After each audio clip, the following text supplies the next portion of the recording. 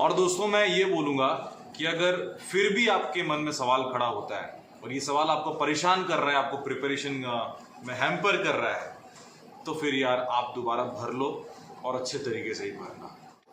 मुझे याद आ जाता है दोस्तों कि जब मैं भी एप्लीकेशन फॉर्म भरता था और जब एक बार भी मैं डॉक्यूमेंट वेरिफिकेशन पैनल को सामने फेस नहीं किया था, तो मुझे आज भी याद है कि मैं दरवाज़ा बंद कर देता था, घर वालों को पूरा स्ट्रिक्टली बताता था कि चिल्लाने का नहीं है, मैं जा रहा हूँ, फॉर्म भर रहा हूँ, एक आध अगर गलती हो गई तो आप लोग इसके लिए जिम्मेदार होंगे। और बहुत जो है वो स्ट्रिक्ट तरीके से अपने आप को रख के कंप्यूटर के सामने एक एक करके दो बार तीन बार वेरीफाई करता था और उसके बाद जाके सबमिट करता था। और सबमिट होने के बाद भी कोई अगर बोल दे कि ठीक से भरा है ना, तो फिर आके फिर दोबारा चेक करता था, क्योंकि मेरे मन में ये डर पैदा हो गया था कि अगर एक छोटा सा भी गलती हो तो अगर मैं कितना भी पढ़ाई करूं प्रीलिम्स के लिए, मेंस के लिए, इंटरव्यू के लिए, आगे चल के मैं रिजेक्ट हो ही जाऊंगा। तो ये जो डर जो है परफॉर्मेंस को हैम्पर करती है, ध्यान से समझिएगा इस चीज को, परफॉर्मेंस को हैम्पर करती है। और मैं पागल नहीं हूं दोस्तों कि आपको बताऊं कि आप नोटिफिकेशन को 2 बार 3 बार पढ़ें और उसके बाद फॉर्म भरें। हमेशा ऐसा हो ही नहीं सकता कि नोटिफिकेशन बार बार सेम चीज आए। इस बार एसबीआई क्लर्क ने चेंज कर दिया, मेरे को 1000 लोग पूछ रहे हैं, 3-4 कॉमन सा सवाल है। सबसे पहला सवाल ये है कि सर थंब इम्प्रेशन और वो क्या है वो डिक्लेरेशन, सेल्फ डिक्लेरेशन जो है उसमें गलती हो गया है, गलत हो गया। हमने पुराना फॉर्मेट ऑलरेडी अपलोड होके था तो वहां से उठा के उसको यहाँ पे डाल दिया, अब सबमिट भी कर दिया, फीस पेमेंट भी हो गया, अब क्या करना है सर। दूसरा क्वेश्चन आ रहा है कि सर मतलब छोटा सा कोई भी एक आध गलती कर दे रहे हैं और उसमें पूछ रहे हैं ईडब्ल्यूएस को लेके काफ़ी सारा सवाल आ रहा है। ईडब्ल्यूएस के ऊपर तो मैं वीडियो बनाऊंगा, वो होता क्या है, किस तरीके से अप्लाई होता है, एक स्टेट का दूसरे स्टेट में अप्लाई कर सकते हो कि नहीं, अब पूरा बताऊंगा यार। आप लोगों के साथ मैं हमेशा हूं, मैंने आपको बोला है ना कि आप सब्सक्राइब करके रखो, हर चीज का डाउट क्लियर करवाऊंगा। रुक जाइए, आराम से इत्मीनान से भरिएगा, लेकिन कोशिश करिएगा कि सब कुछ पढ़ने के बाद खुद से भी पढ़ लो, अगर सब कुछ क्लियर हो जाए तो फिर आप भर लो, क्योंकि जितना जल्दी भरोगे तो उतना ज़्यादा टाइम मिलेगा आपको अच्छे फुल फ्लेज्ड जो है वो प्रिपरेशन करने के लिए। अब सवाल पे आ जाते हैं। सवाल ये था कि सर गलत हो गया फॉर्म, अब तक जितने लोगों ने भरा है ना, कुछ लोगों का गलत हो गया है। अब उनके दिमाग में सवाल आ रहा है कि सर हम क्या दोबारा भरें, हमारा एप्लीकेशन, हमारा फॉर्म रिजेक्ट हो जाएगा क्या। हैंग ऑन, मैं आपको बताना चाहता हूं दोस्तों, फॉर्म कभी रिजेक्ट नहीं होता है, दिमाग में बिठा लो आप, फॉर्म रिजेक्ट नहीं होता है। आप आराम से जाके प्रीलिम्स और मेंस दे पाओगे, लेकिन कल जाके आपका सिलेक्शन होगा, कुछ गलती अगर होगी तो वो आपको डीबी में काट देंगे। 8 लाख से 10 लाख लोग एप्लीकेशन फॉर्म भरते हैं, कोई वहां पे नहीं बैठा है कि 8 लाख 10 लाख लोगों को स्क्रूटिनी करके बैठे, इसलिए तो वो लोग देते हैं कि सेल्फ डिक्लेरेशन फॉर्म। आप अपने में ही बताइए कि आपने जो भी भरा है इज ट्रू वैलिड, है ना, ये चीज लिखी जाती है, इसलिए तो लिखा जाता है क्योंकि हर चीज का नहीं हो सकता, जिनका सिलेक्शन होगा उन्हीं का ही वो डॉक्यूमेंट वेरिफिकेशन करेंगे। तो एप्लीकेशन फॉर्म रिजेक्ट नहीं होता है, आपकी कैंडिडेचर कैंसिल हो सकती है at the time of document verification. दिमाग में बैठ गया। अब सवाल खड़ा होता है कि क्या क्या ऐसे, देखो यार इंसान ही तो भरता है फॉर्म, है ना, अब इंसान ही तो फॉर्म भरता है, कोई आके तो नहीं भरेगा। मैं आपको यह बताना चाहता हूं कि अगर फॉर्म भरते वक्त आपको ना कोशिश करनी चाहिए कि वहां पे 100% आप सही से भरें।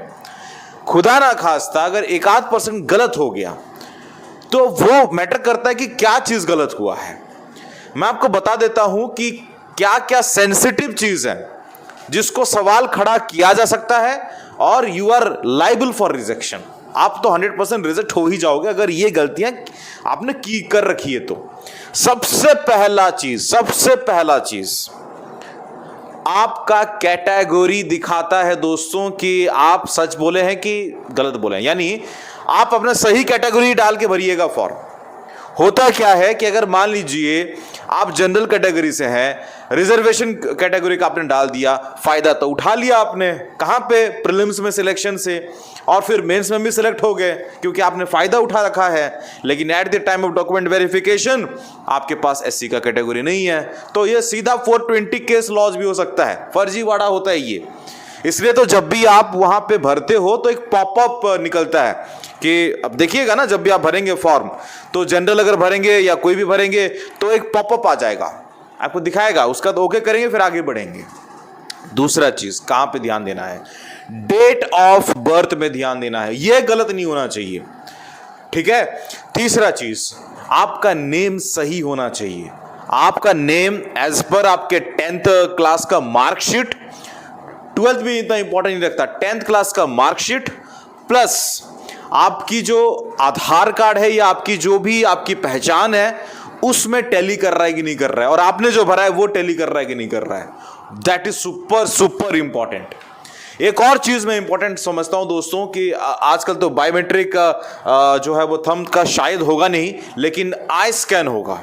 वो आई स्कैन अगर मैच नहीं करता है उस टाइम पे, हालांकि मैच कर जाएगा क्योंकि आप खुद ही वो इंसान होंगे, तो भी फिर अगर मैच नहीं करता तो फिर वो रिजेक्शन का कारण बन सकता है। एक और सबसे इंपॉर्टेंट चीज जिसका काफी लोग जो है इग्नोर मार देते हैं, वो है फादर्स नेम, मदर्स नेम, ये दोनों सेम होना ही चाहिए। अब देखिए यहां पे अगर होता है ना, कोई कोई परीक्षा में बोला जाता है कि 60% के अबव होना चाहिए, उसके बाद ही आप इस चीज के लिए भर सकते हैं।